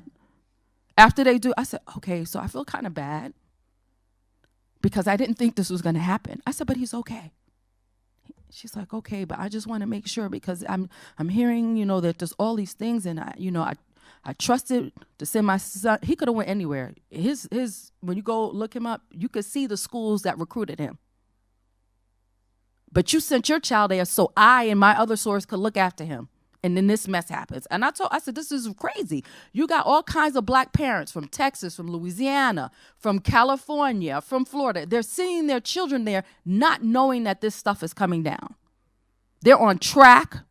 They're on women's basketball. They're on women's volleyball. They're on men's basketball. And they come there and they realize this is what this place is like. But you've already put your eggs in that basket. Maybe you could get into transfer portal, whatever. But that's not guaranteed. Do you understand what I'm saying? So you got all of these things happening.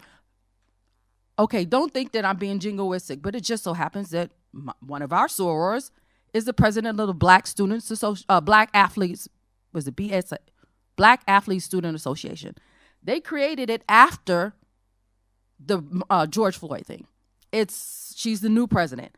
They meet all the time because they're concerned about their future as athletes. She's a track star, long distance. And it's just important for us to understand that it's cutting across the university. Then the last thing I'll say, because this happened and I won't tell what curriculum, now they're surveilling curriculum offerings. Maybe you shouldn't call that class that. What? Our class is called Injustice for Law. Race, gender, law, something, but I can't remember. I only call it Injustice for All, but race and gender is in the title, in the subtitle. I'm not changing it. Why would we change this? We got a Mellon grant to teach this class. And to do I'm not changing it. Well, just call it Injustice for All. No, we're not changing it. Telling other colleagues, change this class title. What is your class title, Professor Lightfoot? My class is called Civil Rights to Black Lives Matter, Activism, Protest, and Social Change. They wouldn't let us, they would lose their minds because we have to go through the curriculum committee now. That was adjusted from the revolution. I know, but you get what I'm saying? And I'm saying that we're well-meaning, and talking about the scholars. And some of the scholars at the university think that they're protecting people. Now, I don't know if they would tell us we can't name it. But I know people like, maybe we shouldn't, maybe we should change the name of these classes. And I'm like, this is what they want. They want pre-compliance. There's no legal anything. It just says you got 14 days to consider. But as footnote 3 says, has no enforcement of the law. So why are these classes important? Even if the black students never take them, they still feel seen. Susan's like, I didn't know you taught black women's history. I said, yeah. Now I got 4 girls in my class, women, that I've never seen before. And some of them will never take the class. I don't care. But you know that the class is offered there. You know that the class is offered here. I say take his class, please, if you want to. But at least you know it's there. Imagining going to a school where there's nothing that represents you. That's what they want. Black students feel under siege. So let me close by saying that black students are up to the challenge. But as I told my other advisees in the NAACP, don't ask me why I do all this advising, in the college chapter NAACP and the Black Graduate Student Association, you got to attend to your mental health first. Because the emotional and mental toll that this mess is having on all students, but I'm talking about black students in particular, it's unsustainable. You have to do your work. You have to attend to your mental health.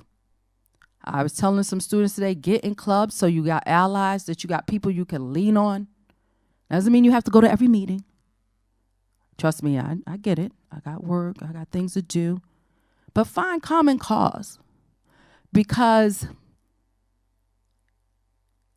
this ruling, it's not even a ruling. This letter thrives on fear.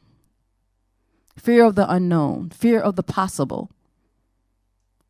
And I know as a Black faculty member at a PWI, I feel it too. But what I had to tell some of my colleagues and close friends who are not Black is that when the shit, when the crap hits the fan, they come to my office. Why didn't you finish this thing? Oh, because I was with them to midnight helping them write their demands after the George Floyd killing. That's why I didn't finish what you told me to finish. I thought you were going to have this. No. When the crap hits the fan, they come to Dr. Jones. They emailing me, Dr. Jones, can you meet with this group? I was like, I got to do something. Oh, we need you. Okay. My other colleague, 2-3 other colleagues. You come in there, it's all the Black professors. There's only 26 of us on the campus. Think about that, out of 1,300 faculty. So,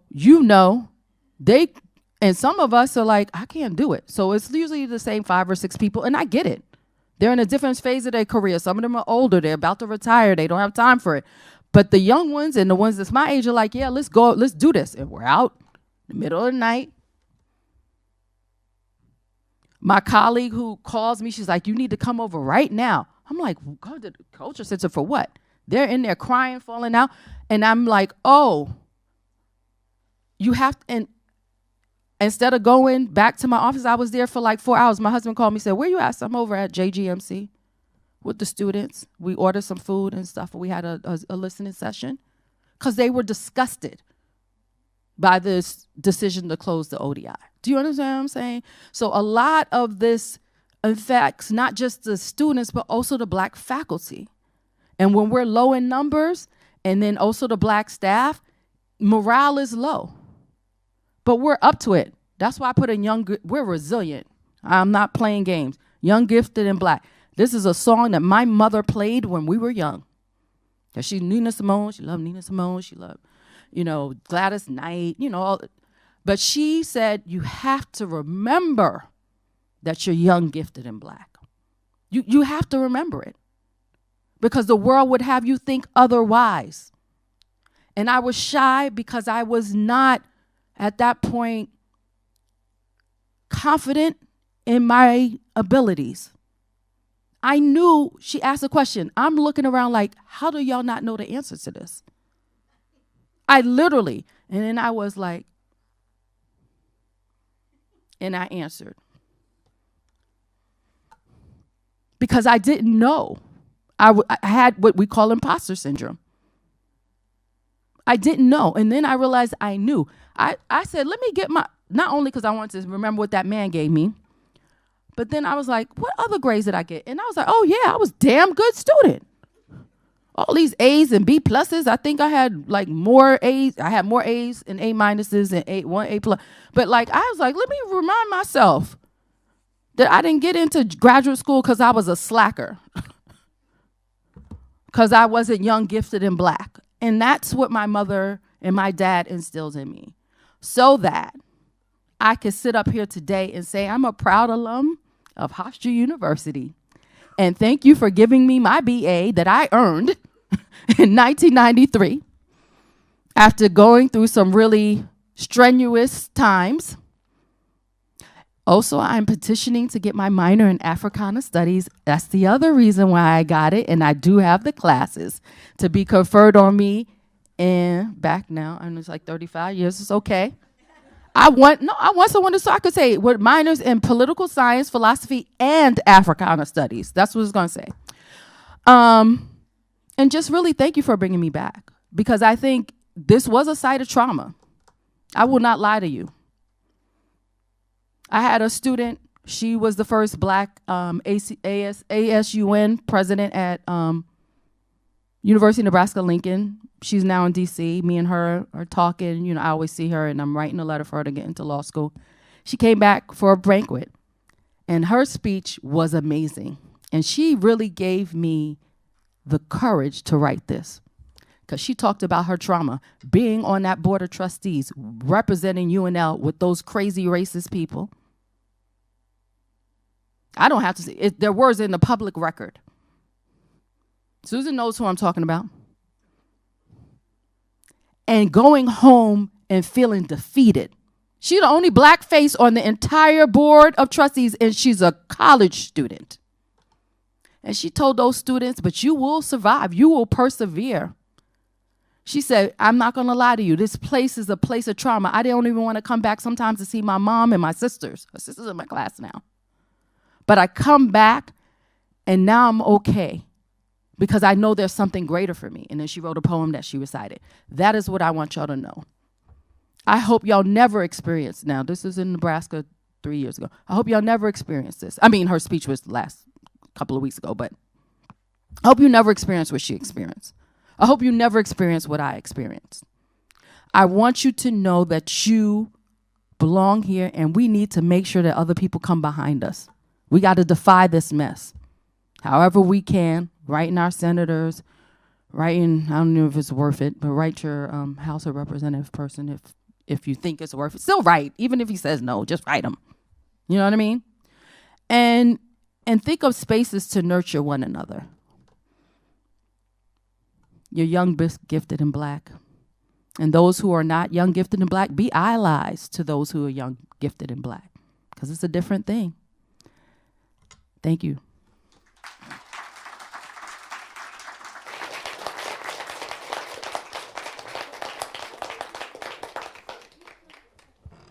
We have time for questions if anybody wants to ask me anything. Or comments. Probably everyone wants to know if you were really as shy as that you're saying. I was. Let Susan go because I know she got to go. Yeah, I have to run. So, since we have students here, because I think the faculty know this because we've sent some things out. I do know who you're talking about and what you're talking about, and I find it very easy to believe everything you've said, which I would anyway. But I just want our students who are sitting here. Are you our students? Mm-hmm. I can't tell how old anybody is. That we are not pre-complying. That's right. That we've made that decision. We have told the faculty about that decision, and that we are not changing anything right now. We have developed principles for how we think about those decisions if we have to make them.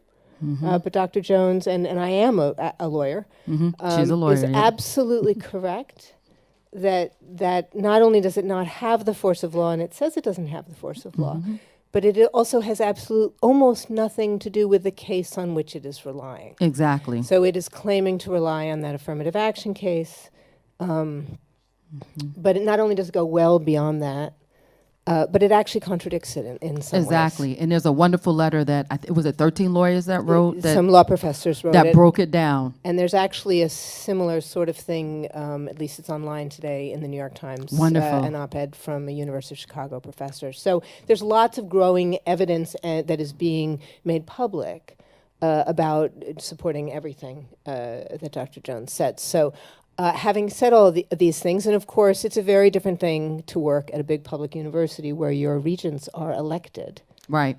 We don't have, our regents are elected except for the student regents. Yep. Except for the student But they're regents. elected to their position by the student body. Right. They are, right. Yeah. But these folks Political. are elected out in different districts in Nebraska. We have a board that's called self-propelling, whatever, that it's private and they bring people on who they think are good for our university. It's a very different thing. So you have political pressures at all big state universities like that, whether they're elected or appointed, that we have less of, although not entirely not there. So I just wanted to say that because we have students here and the faculty know what I'm saying.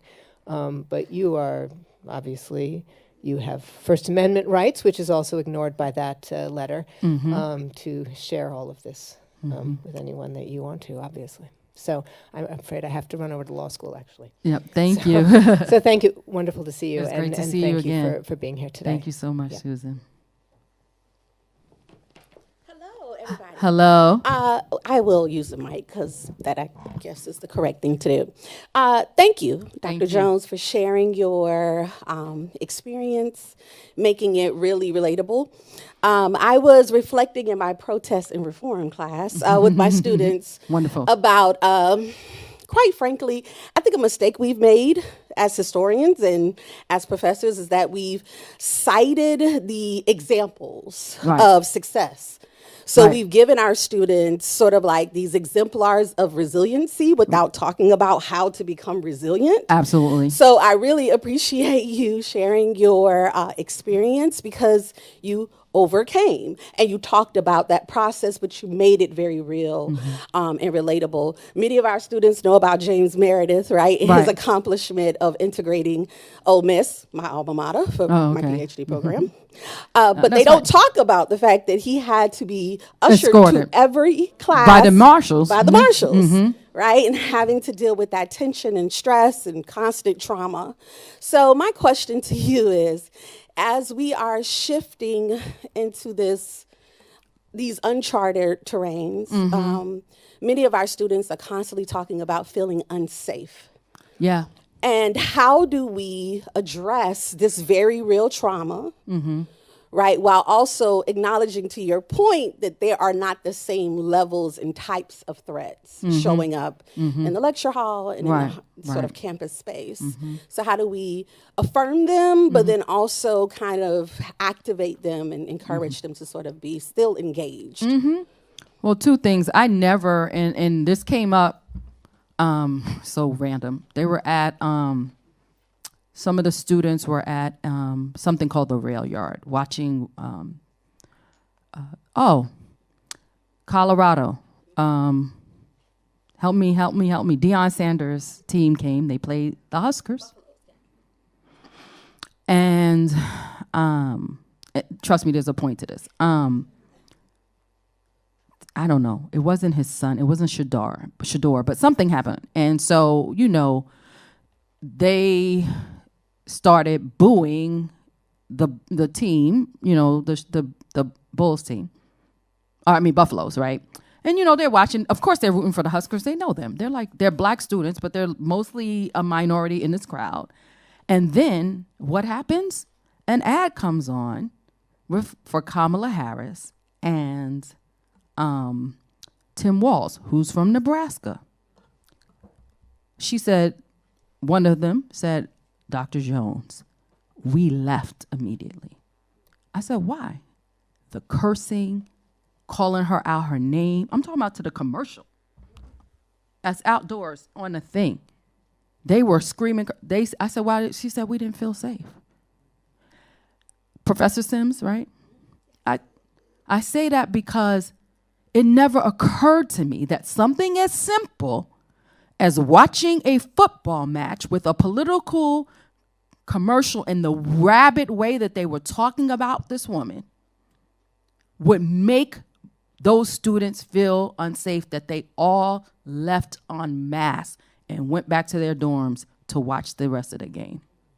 So what I'm saying is I never want to discount that feeling. And remember, they can carry. It's different. We out in the Wild West, quote, unquote. And so I never want to discount that. But then I also want them, like you said, to feel mobilized and find safe spaces. And one of the places I tell them, I said, even though it's open to all students, y'all need to go back to this JGMC. Like, you have to find spots where y'all can sit, where y'all can strategize, where y'all can even do something like, so they do study, just do study. Go get one of the rooms, you can rent them out and not rent them out, because you don't pay for it, but you book them, reserve them, and y'all just go in there and study, be together.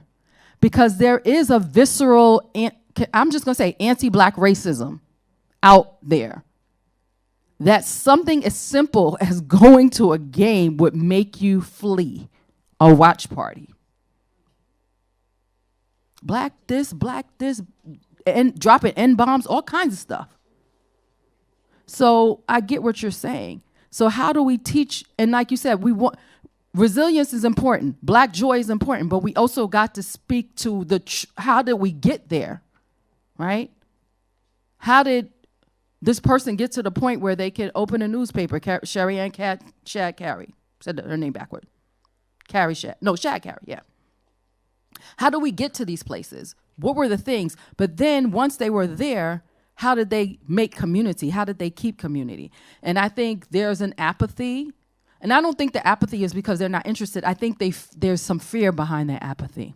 That if I get too involved, that I'll be targeted, and that targeting will do something to me, and I won't be able to see my dreams come true and graduate and get a job. And that's why I think allyship is important. And also, I'm going to say this, I think sometimes as professors, I know we got to get tenure, we got to get promotion, we got to do all of that. We need to listen to them. Because sometimes they don't feel safe talking to other people. And that's not because they think the white professors are prejudiced. That's not it. They say, I don't connect. They don't understand what I'm feeling. And that's real. So I hope that answers your question. Thank you. I saw her coming. Hey. Good evening, Sora. Good evening, Sora. So thank you so much for sharing your words. I do think a lot of Black students, especially ones who aren't in this room that I know, who I also lead with, probably feel the exact same way as you do.